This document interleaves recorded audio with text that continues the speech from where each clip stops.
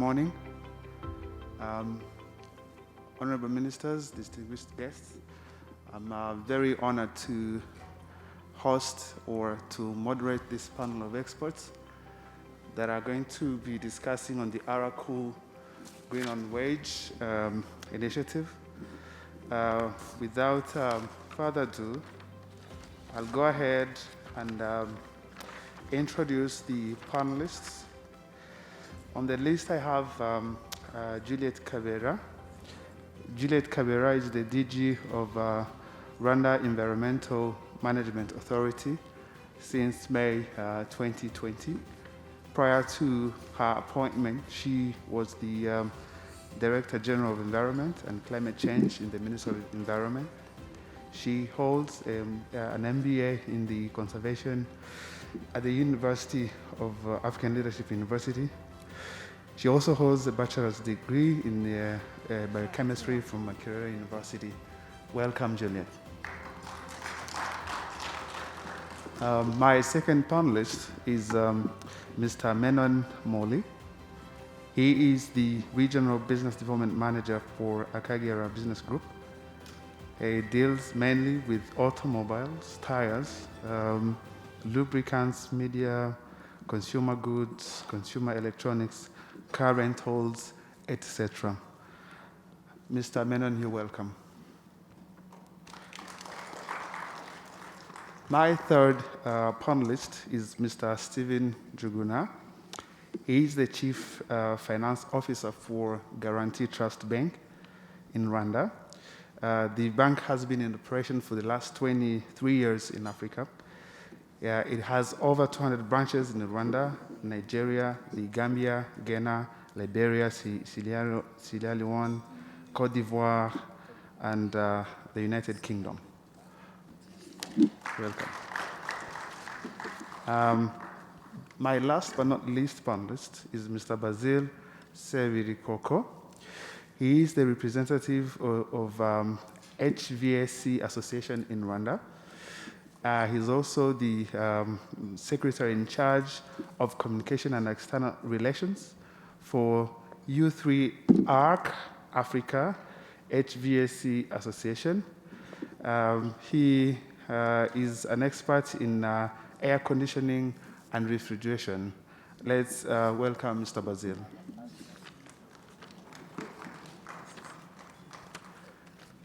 So this is how our discussion is going to be conducted. We will ask some of the interesting questions to our panelists, and they'll take us through different activities they're doing. They're mostly policymakers, financiers, and also on the consumer side, expertise. I'll start with DG of REMA, Mrs. Juliet Kabera. We know that in 2019, we launched the National Cooling Strategy, and this Aracool Green on the Wage is one of the financing mechanisms that are setting a good example by the governments to make the sustainable cooling solutions affordable and available.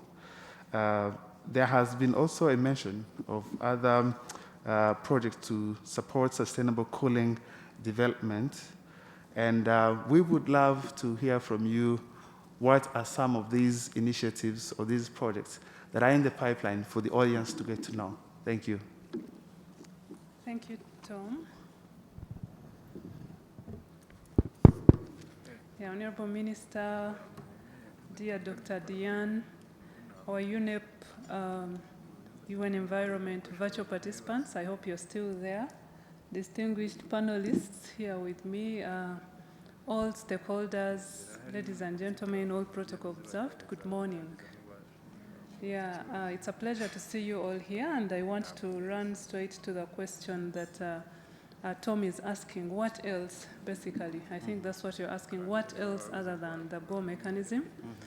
Some work has been done, and I think previous speakers have already alluded to the fact that we already have a minimum energy performance standards. the MIPS. These were developed, they are an integral part of the cooling strategy. And what these mean to me is some equipment can meet those standards, and those will be let into the country, and those which don't meet those standards, they will not be permitted to be imported. And guess what? We are not interested in only meeting the minimum. We are actually here to talk about meeting the highest efficient levels possible. I think that was ably communicated from Maurice's presentation. On that table of dignitaries, Honorable Minister's table, they are actually wondering, why don't we just do away with the minimum business that you're talking about? And we simply go, we don't want those that are not efficient, and we simply put a ban the way we did for second-hand clothes, the way we did for plastics, and probably that's a discussion for another time, but so to let you know that that is already being discussed on that table. So those standards were developed, and that is a very, very practical tool that we need to make progress here. I could also talk about the awareness strategy. If we want to make any shift in the market, awareness is critical. So awareness was started extensively last year, and I hope you're aware that we are launching another awareness campaign today. So awareness has been, we've invested into awareness, developing tailored messages to different audiences, because if we are talking to the business group in the room, I think they need a different message from me, the consumer. So that has also been invested into, and I think it's, we are seeing results from that.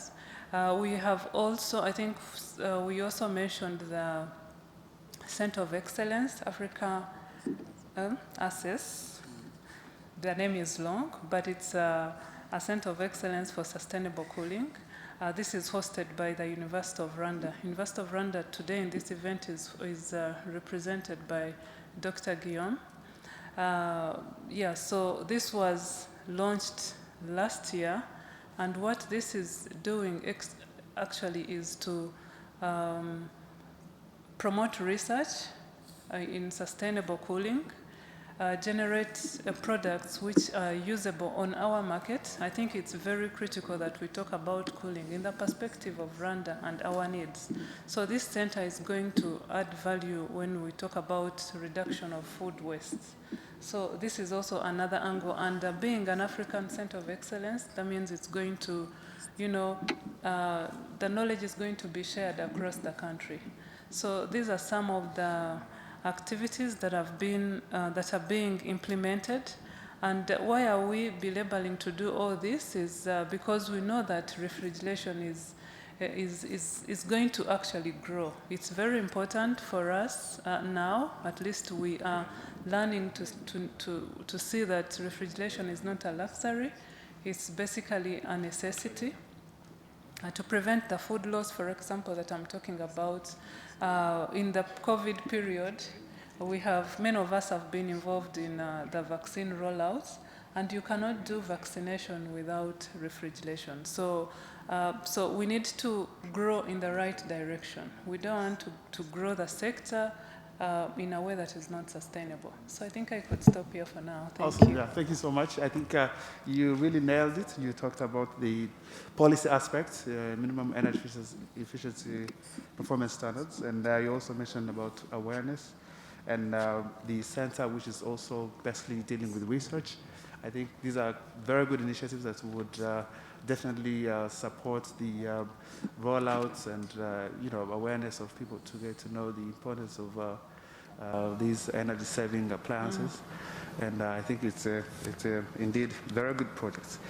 Now I'll go to the CFO of GT Bank. We are launching this Cool Green on Wage program, and the question is, won't it disrupt your usual loan process? And how can you scale up this approach of financing sustainable technologies to address additional products, such as sustainable products like solar panels, cooling appliances, solar water heaters, all these renewable energy products. So how do you foresee integration of various financing mechanisms for these sustainable energy solutions? Thank you. Thank you, Tom. As a bank, we are always conscious about the environment. So when this initiative came through, as a bank, we thought this is something that augurs well with what we are always believing in. We are concerned about environment, so this is something that collaborates our own internal initiative. And for that reason, we are part of the entities that signed off on the UNEP Finance initiative. So this was in line with what we were looking at. And again, it doesn't disrupt what we are doing, because as a bank, we always have a retail segment that caters for personal needs of consumers. So when a consumer comes and says, we want to acquire household equipment, so this is within the line of what we do as a bank. And the fact that now we want to finance equipment that are environmentally friendly, that helps the objective of the bank and the country in terms of reducing the emissions, and that is something really good, and we really wanted to be part of it, and that's why we signed on to this initiative. Very interesting. We can see some of the banks are really, good innovators. They are moving with that change in technology, change in the environment, and I hope that consumers will not be face challenges because of this new product. I mean, from the bank perspective, you normally used to giving mortgages and many other sorts of loans, but now it's good to see that Guarantee Trust Bank, among others, is ready for supporting the initiatives related to sustainability. I think that's a very good initiative, and we really applaud it. So the next question goes to my third panelist, the ABG Group Manager. The question is, how do you see the market shifting as a result of new minimum energy performance standards, labeling, and low global warming potential gas requirements in place? So basically, how does this change or shift your market or your orientation when you see the world, Rwanda in particular, is promoting efficient products and renewable energy products? You are used to other sorts and other forms of products, but now we're promoting renewable energies. What are you thinking, and how do you see, is this shifting your market? Are you also planning for, bringing products that are in line with what the government wants to promote? Maramutse. Morning, everybody. Okay. Honorable Minister, panelists, everybody. Thank you, Tom. It's indeed a pleasure to be here, my privilege. The question that you have posted is very interesting, and it is indeed challenging for us. Rwanda has banned plastics, which I came to know the first time I came to Rwanda in 2011, coming from India, and I was very happy to know that. We are really far ahead of many of the other so-called developed nations in commitment towards these initiatives. Coming back to the products, yes, it is a big challenge. We have been selling the products. The energy efficient products that is going to come into the market now, we have already tied up with Daikin for the R32 gas that is required. We have the refrigerators from Samsung with the R600 gas. To be very honest, we did not think that it would move because people would think that the products are very expensive. Consumers are coming asking for performa invoice, going to the banking institution, getting the loan approved, and getting the product, giving their old product for recycling, and the benefits that they're getting, we decided to start selling and giving that rebate straight away without undergoing this particular scheme, just to test launch, just to check whether people are ready to go in for. And when that awareness was there, when we educated them about the commitment that we all need to do towards the environment, to Mother Nature, they were more than happy to take it. So there was a small discount that we offered them, which was, an incentive for them to go in for Daikin ACs. And they did that. So we are happy to be a part of it, and I'm sure that this will definitely increase in numbers also, the moment it is available for everybody. The key is the awareness. The user-friendliness of the mechanism is what I would like to highlight here. In fact, I was talking to Mr. Morris also about the same thing. We wouldn't want a customer coming, getting a performa, a delay in the process should never happen. So across the counter, if we can do that at the faster pace, the loan approvals and all, that will be the key to the success of the program that we'll be doing. And we are up to the task, and we are 100% committed to that. Thank you so much. Interesting. Isn't that interesting? So it's good to hear that indeed you have become the early movers in regards to this market of renewable energy and efficient appliances.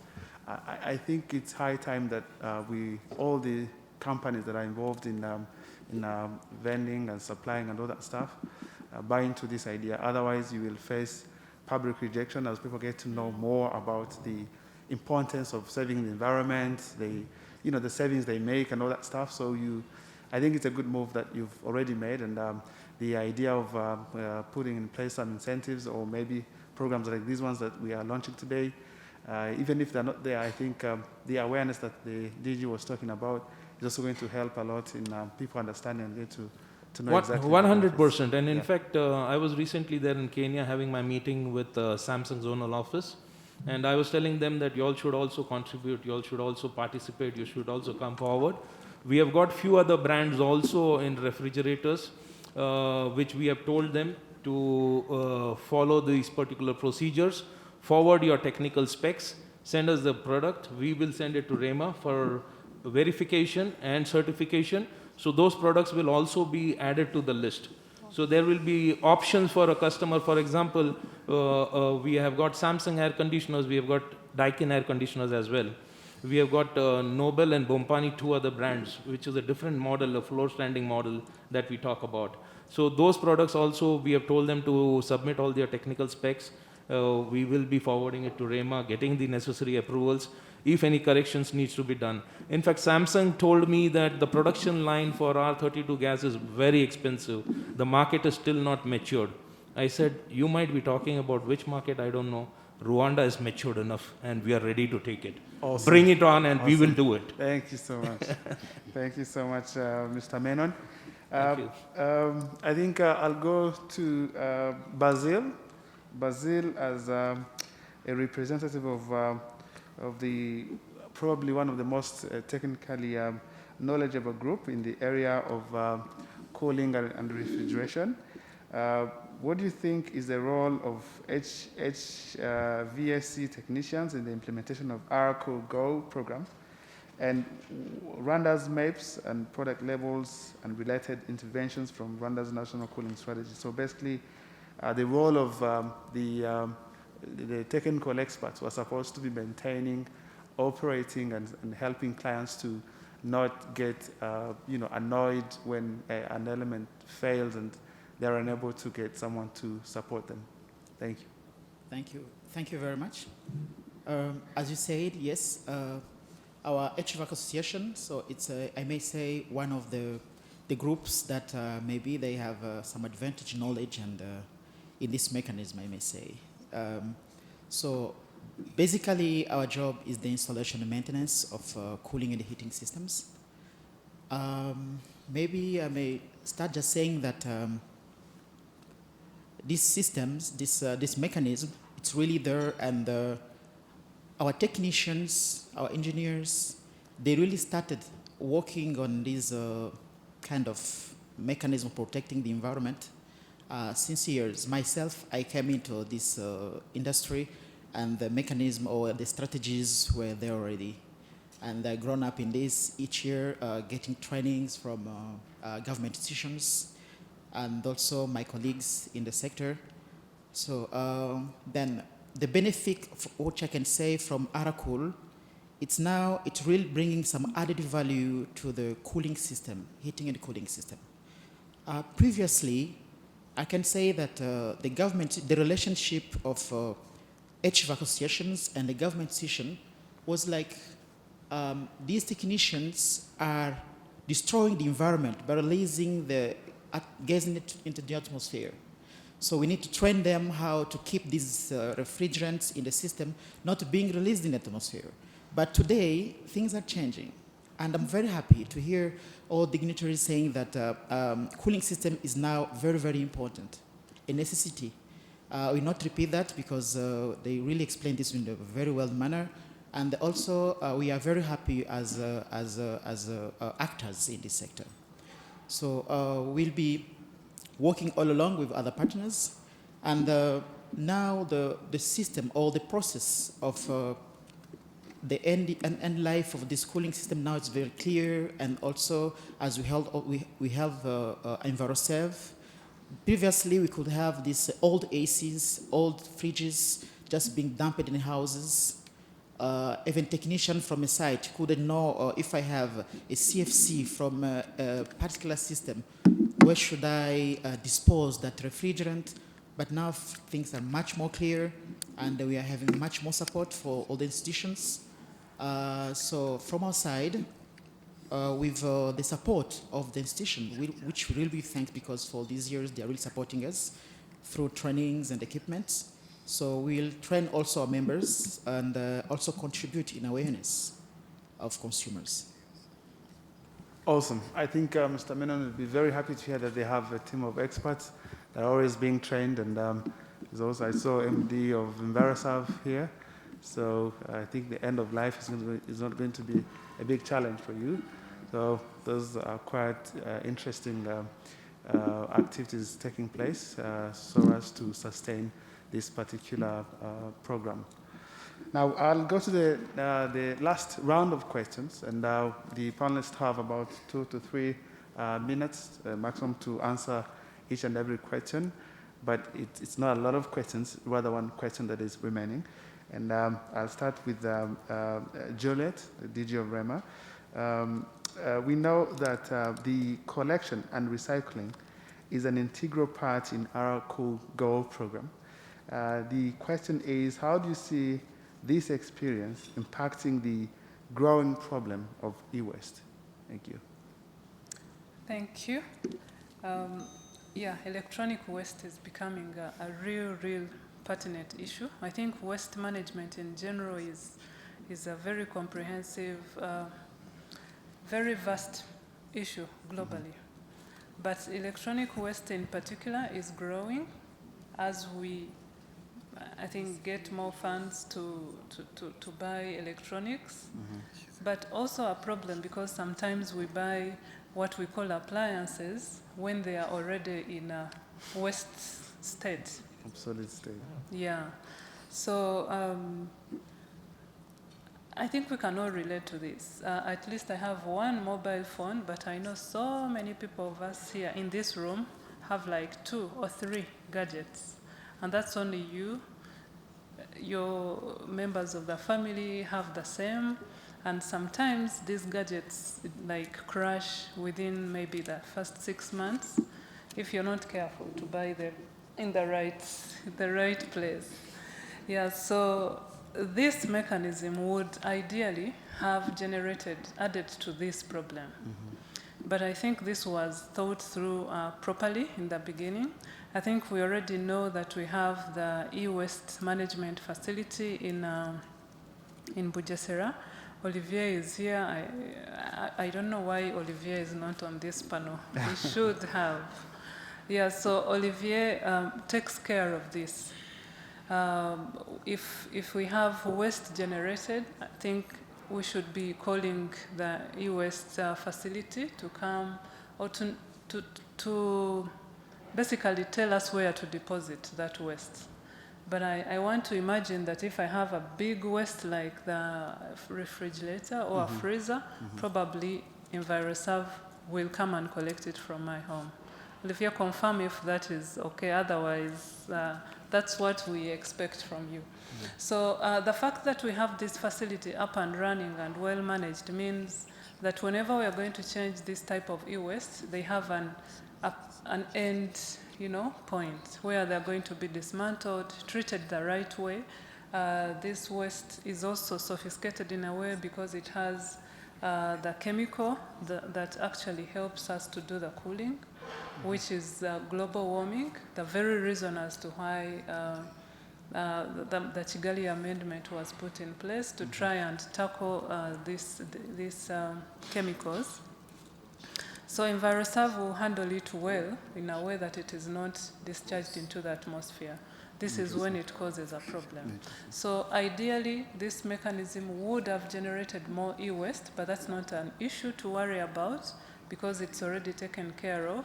And I think this is basically tying the nodes, the different nodes together. If you have the facility here, what is that incentive that will allow me let go of the waste that I have at home so it reaches where it is supposed to be taken care of and generate more funds? This is the circularity we are interested in, and I think the mechanism is coming to do exactly that. Thank you so much.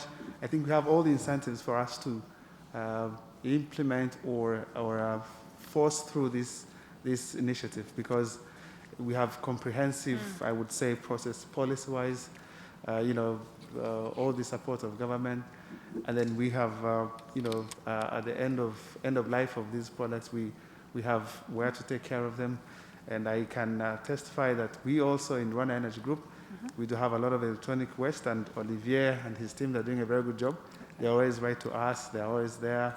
Solar panels that are old, many other things. So I think you should not worry about anything in regards to handling of the waste.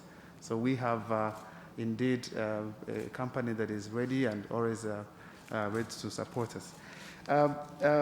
I'll ask the next question to the CFO of GTA Bank.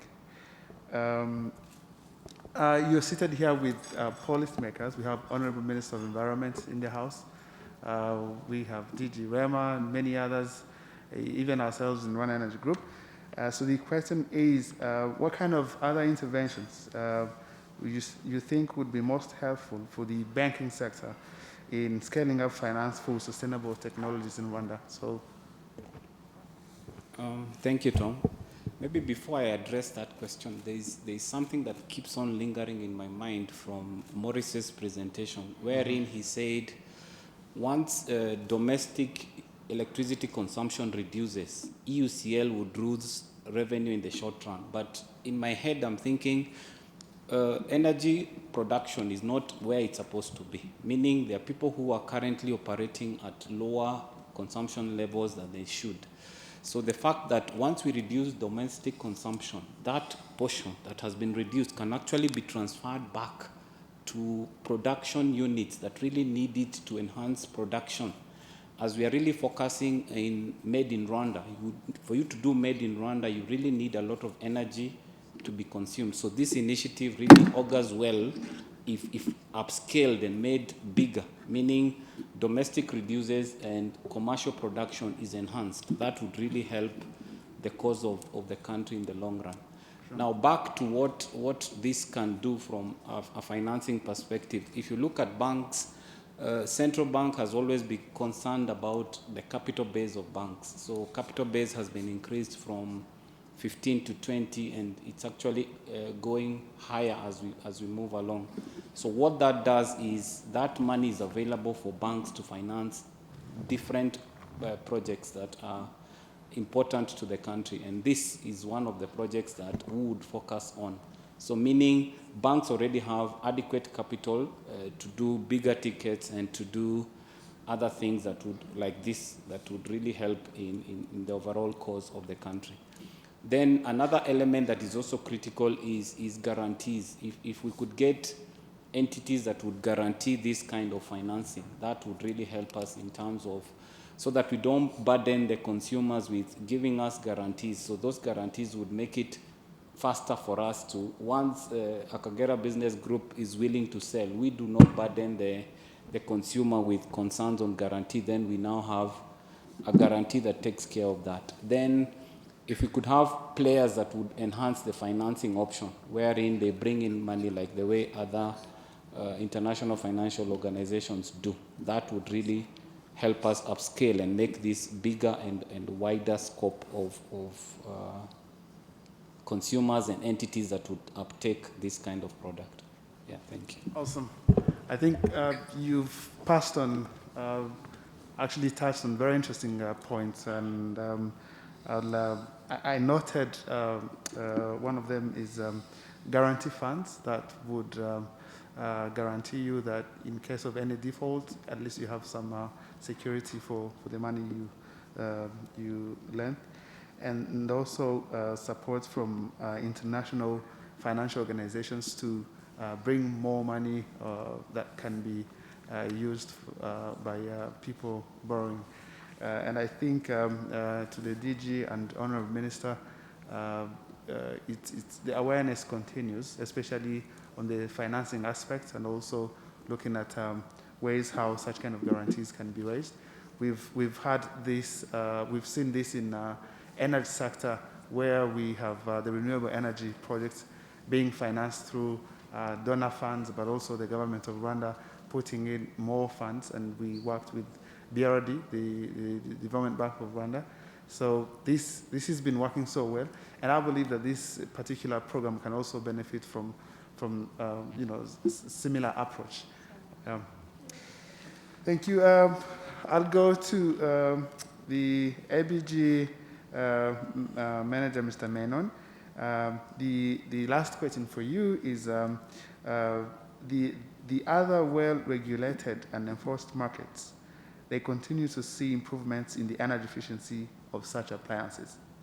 How do you see the Cool Go impacting consumer choices and the types of products that you sell? So how do you see this program impacting the consumer choices and the products that you sell on a daily basis? Thank you, Tom. I think I've probably already said about it. I've already answered the question, in other words. There is no doubt in my mind that it's going to be a success. As I say to my team always, well begun is half done. We have begun well, we have finished half the task. Awesome. The balance half is yet to be achieved. Together, we will, 100% will do that. It's going to be a success, no doubt about it. We will be having teething problems. Let me give a warning also. We will be having teething problems, but we need to be prepared for that. And we need to think out of the box. We need to think from the perspective of the consumer, how he or she might be thinking, and we be ready with the solutions now itself. That's what my discussions I've had with Mr. Morris, who has been very kind and educating me. We have been discussing those things. I'm sure we'll take this discussion offline also, and we'll come out with solutions as and when we go, and if we find any issues coming up. Awesome. It will be a success, 100%. We are committed. Awesome. Thank you so much. He's very convinced and very confident that this is going to go through. And I believe that it is the spirit of everybody in this house, and we should indeed spread the same spirit to everyone that's not in the house. Thank you so much, Mr. Menon. Now, over to you, Basil. We know that technicians have a big role in maintaining the cooling equipment and advisory to their clients. How do you see the Rwandan consumer benefiting from the program, from the perspective of the expert side, the technicians? Thank you very much. First of all, I may say that consumers and users, they care about environment. They really care about environment because we are all part of environment. So we better care about environment, and they do. But challenges are on the technicality of these complicating things, cooling systems. So having a fridge at home or an air conditioner at home doesn't mean that I know all the implications of the process, how it works, and how it interferes with the nature. So what you have to do maybe is just to increase the awareness and let consumers know exactly. As Menon said previously, people are happy when you explain to them what choice they should do, they have to make by choosing a better fridge or AC. Otherwise, me being a consumer, I'll just go to market and buy what is cheaper to me. Looking at the size, I need this size, so fine, this is cheaper, I take it. At the end of the day, it's just going to cool, that's what I want. But with some much more technical input, then I'll think, and I think that's how consumers think, because we are always with them. Another important thing on this, the benefit is that this mechanism really is solving two problems. First of all, you are using something that is going to cost you very less in terms of energy consumption, in terms of paying electricity. And at the same time, it's a solution to the environment. And these are really very, very important points. Generally, also, I'm thinking on something that is very important. You know, manufacturing refrigerant, it's a very, very complex process. Only developing countries are doing so. But as we are going to this natural refrigerant, especially the HCs, what you call hydrocarbons, these are the refrigerant that we can find in Africa. Any country that is producing petrol, with some few techniques or some few equipment, not complex, just only like filtration or make them pure or changing little things, not like doing a refrigerant R410, which needs much more composition. So we think that maybe in Africa also we are going to have some manufacturers of these refrigerants. So the benefits really, I cannot really mention all of them. And probably my colleagues here, they highlighted on some points on the benefits also. Thank you. Very good. Thank you so much. I think we've heard from him that this program indeed is supporting the technicians or the people who are supporting the reparation of these fridges, but also that are giving technical advisory to the most efficient and the benefits therein.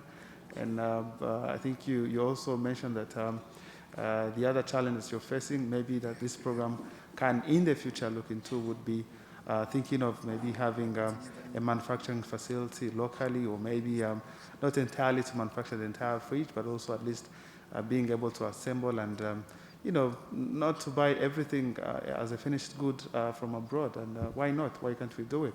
Maybe we can even be the hub for the region and supply the region.